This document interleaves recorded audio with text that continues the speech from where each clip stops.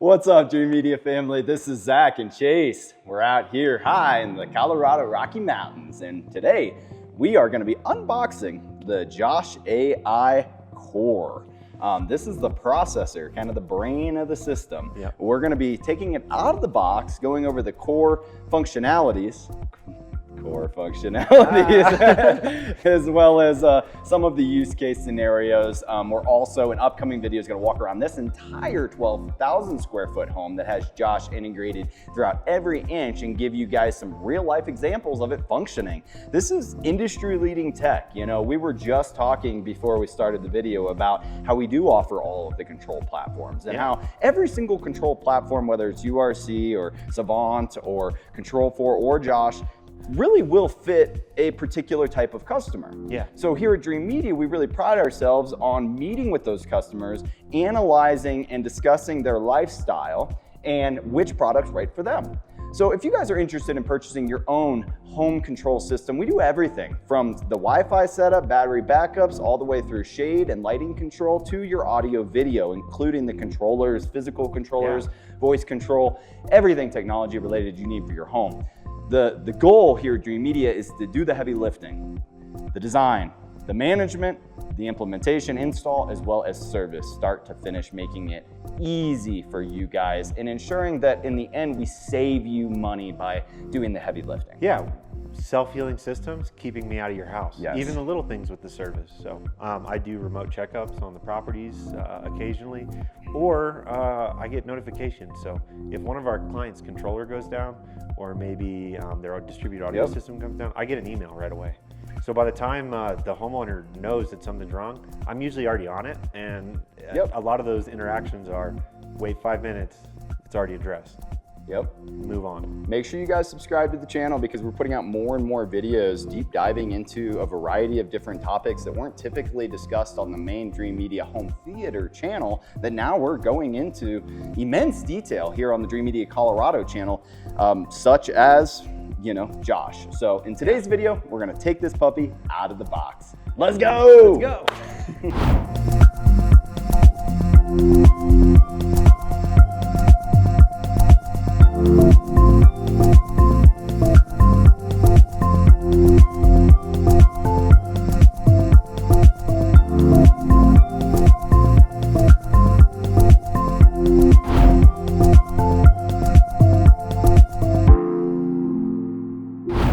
All right, welcome back, Dreamedia family. So first up on the list, the Core. Tell us what it is, Chase, and then take it out of the box. So this is Josh's flagship processor. The Core is the processor that enables voice control. So while we don't have the Josh 1 controller here today, that is your solution if you love the app, love the Josh ecosystem, but aren't keen on voice control. So you have both options.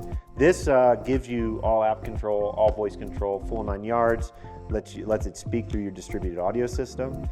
So let's get this puppy out and take a look at it. Alrighty. So this product would live either in your rack, right plugged into your switch, or it could live, say, in your entertainment console just at the front of your room where all your AV equipment is housed, dependent on the situation.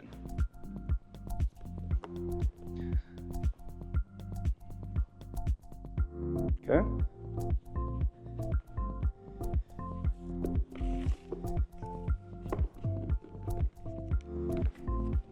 I love their packaging. It kind of feels like an Apple product. It does. It really reminding me does. of an Apple product right now. So very nice pack. As you can, it's hard to even get this thing out. It's really well packaged in the foam here. Yeah, it is. Ton of breathing room. Perfect. Huh? Mm-hmm. As much heat dissipation as possible. A small unit. And can even be mounted on like a little tripod for whatever reason. But as you can see, you just have 2 lights here on the front. One for, do I have network communication? The Josh will light up blue and there's power, as well as a status connected to the system. And on the back, as you can see, there's not much going on. It doesn't really look like other controllers. I mean, so really, I'm not even seeing a power cable here. No, so. Is it PoE? Yeah. Wow, yeah, incredible. So we're going to have a network cable plugged in here, and then the rest of this is just our 4 voice outs into our distributed audio system so that Josh can speak through the system. That's it. And again, everything is going to go over IP. control. I know we talked about how they partner extremely well with Global Cache for IR, for serial, for contact solutions, but Josh still talks to Global Cache over IP. So really on Josh's end, all of the control in the home is IP, very modern. So what's really cool too is you can get 2 of these built into a single faceplate. If you can imagine the size, that'll fit in the front of a rack. And there's your main controller. Josh sells a single rack mountable faceplate? Yep. Nice. Very clean. So these are all the things where when you have somebody like Chase that lives and breathes this stuff, he just knows all the little tips and tricks because he's out in the field putting them in actively, but also like from the top, from Josh down, they're constantly making sure he's aware as the local rep for Colorado as things like the rack plate, all the little things. So we're constantly staying up to date and we're knowledgeable and ready to answer all of your questions, but more importantly, like integrate these in properly without you even having to worry about it or think about it. Yeah, and the company's based right out of here in Denver, is their headquarters. Interesting, I didn't know that. And I don't know of any technology company that's so open. I have everybody's cells, emails. Really? I talk regularly with their marketing team, the engineer team, technical service team. Josh makes everything as accessible as possible. They'll get on calls with me, they'll jump into the home with me. It's a really thorough process, which other people do. It's just, they're such a small company still, it's so tight. You're not getting information lost. Like if you reach out to one rep and then you get to level 2 tech support, you're not gonna get a different answer from the sales team and the tech team, which does happen with other companies that are massive. So what else is important to discuss here with this model, Chase? I feel like we took it out of the box, and obviously because of the nature of the product, there's really not anything to talk about or look at the physical product, but maybe you could talk about functionality or like, you know, on other processors we discuss, you know, IP, RS-232, IR, all the various outputs that are on there. You were talking about global caches. Maybe you can just deep dive into some of these categories a little bit. So Global Cache has been doing IR, serial, contact control for years and years and years. So instead of Josh wasting time developing that, they're really just focusing on their software first, which is why we have nothing on the back of this.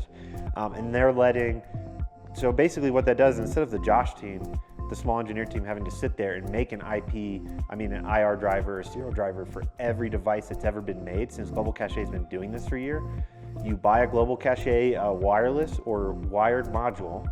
Josh will auto-discover it. You just drop it in, assign it to the room or device, and Global Cache's done all that hard work. They have drivers for every weird record player, every weird DVD player to run into in a home, and gives you just an extensive database.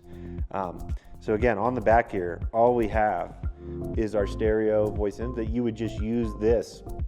These are outputs. You put that into an input on, let's say, your audio control matrix, director series. Maybe you can use it as an in on your Sonos if it's a full Sonos home. And that is basically how Josh is able to speak through your local system.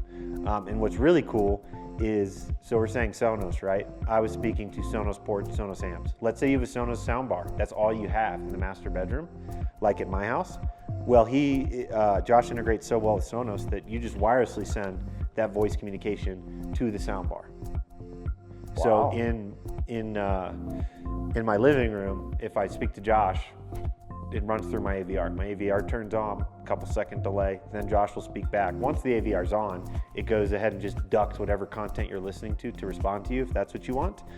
You can also set up not to respond, but any Sonos product that's wireless, he can just speak through natively, which we have that happening in one of the kids' bedrooms upstairs here, where they have a few Sonos Eras, where Josh just speaks through the Sonos Era system. And then in my house, he speaks through my Sonos Arc in my bedroom.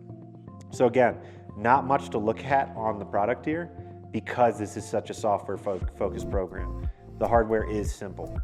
It's just connecting your house together and sending out audio control. Perfect. Yeah.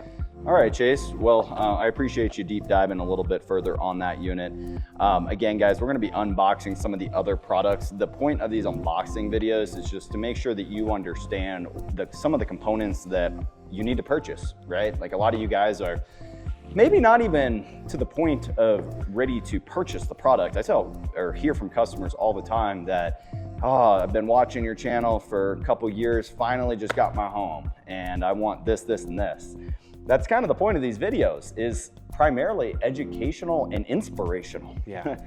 We want you guys to understand this stuff, right? Yeah. If you want to. We want to make sure you feel educated in your buying decision. So in upcoming videos, we're going to discuss some of the other elements that you may see as part of the proposal if you hire us to do your whole home.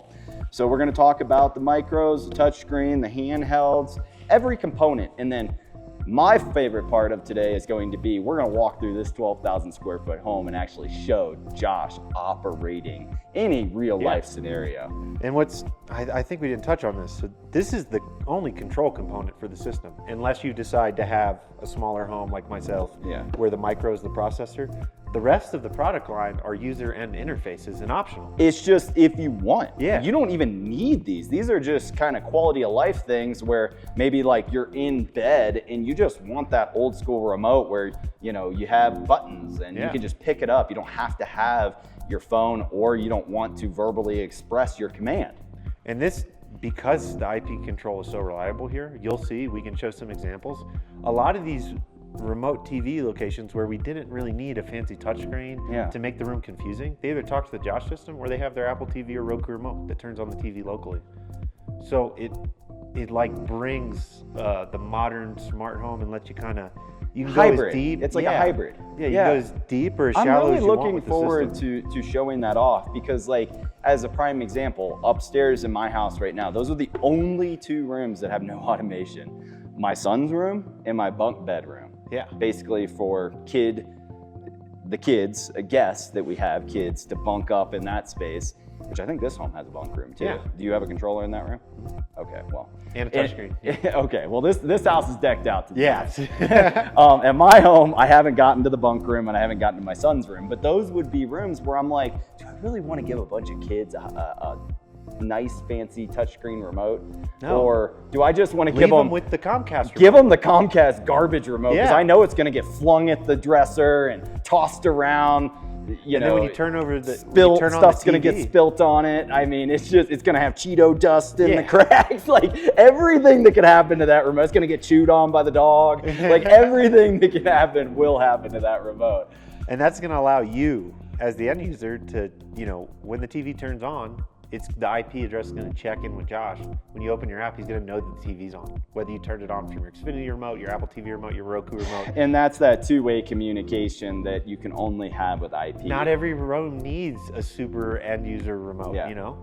Yep. So, and we're even going to be discussing a simple remote that would probably be good for rooms like what I'm describing, the bunk rooms. Super exciting. Very, very small remote, which we'll make a video on. It's cheaper, it's more basic, no touch screen, like. Yeah, it's a Bluetooth remote. And it's going to be a similar experience to using an Apple TV or Roku remote that's fully integrated into your system. It kind of looks like a Roku remote. It does. From what the pictures I've seen. Yeah. But we'll make a full video on that for you guys. But we got plenty more content coming your way, so we're going to get into it. I hope you guys enjoyed today's video and found it informative and helping you make a buying decision. If you enjoyed this video, be sure to give us a big thumbs up and don't forget to smash that subscribe button down below for more. Till next time, this is Zach and Chase with Dreamedia Home Theater. We'll catch you on the next one. Thanks for watching, guys.